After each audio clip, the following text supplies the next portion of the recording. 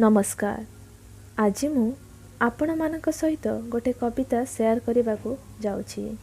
कवितार ना होची ए सभ्य समाज रे आमे असभ्य लोक। आधुनिक जुगर आमे शिक्षित लोक आम पाखरे अछि सबु प्रकारर सर्टिफिकेट।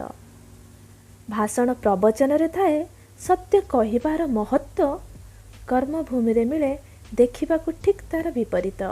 शुणीचु पढ़ीचु रामायण गीता भागवत, चिंताधारा हेले न थाए तार टिके प्रभुत्व।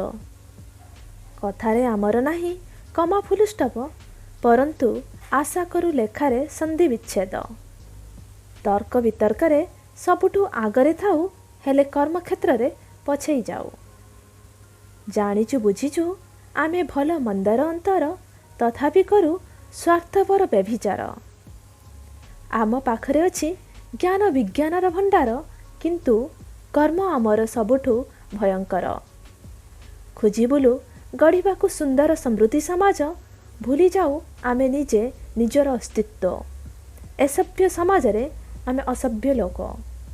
आशा करुछि आज रे ई कविताटी आपण मानकु बहुत भल लागिबो। Thank you.